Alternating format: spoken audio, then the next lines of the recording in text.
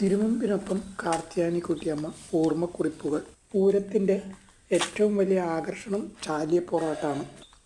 വ്യക്തികളും സംഘങ്ങളും സമൂഹവും രൂക്ഷമായ ആക്ഷേപഹാസ്യത്തിന് പൊറാട്ടിൽ പാത്രീഭൂതമാകുന്നു. ഇവിടെ ശിലാശീലങ്ങൾ പ്രശ്നമല്ല, വായിൽ തോന്നുന്നത് അപ്പപ്പോൾ തട്ടിമൂളിക്കുകയാണ്. പറയുന്ന സത്യങ്ങൾ അപ്രിയമാണെങ്കിലും സമൂഹത്തിൻ്റെ ചായം തേച്ച മുഖം പുകച്ച് പുറത്തു ചാടിക്കാനുള്ള കരുത്ത് അതിനുള്ളുണ്ട്. ഇനി മറ്റൊരു പ്രധാന വേഷം വാഴപ്പോത്തനാണ്. മാണിക്കക്കല്ലിന് വേണ്ടി നടന്ന യുദ്ധത്തിൽ ദേവീദേവന്മാർ ഇളംകുറ്റി സ്വരൂപത്തെ സഹായിക്കുകയും ഇടയ്ക്ക് വെച്ച് കൂറുമാറി അള്ളട സ്വരൂപത്തെ സഹായിച്ച വേട്ടക്കൊരുമകനെ ഒരു മുസ്ലിം യുവാവ് കണ്ടുപിടിക്കുകയും ചെയ്തത്രേ.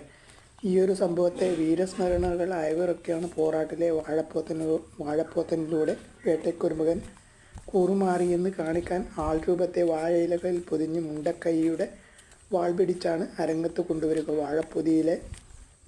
വാഴപ്പൊതിയിലെ രൂപങ്ങൾ അംഗം വെട്ടുമ്പോൾ മാപ്പിള ഓടിപ്പോയി വാഴയിലകൾ പിച്ചി ചീന്തി അതിനകത്ത് ഒളിച്ചിരിക്കുന്ന ആളെ വെളിയിൽ കൊണ്ടുവരും.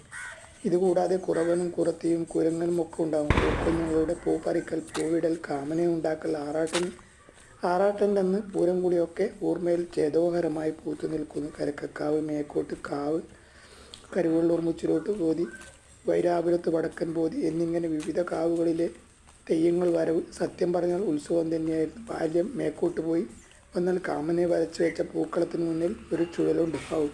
പേടിച്ച് അമ്മയുടെ പുറകിൽ ഒളിക്കും.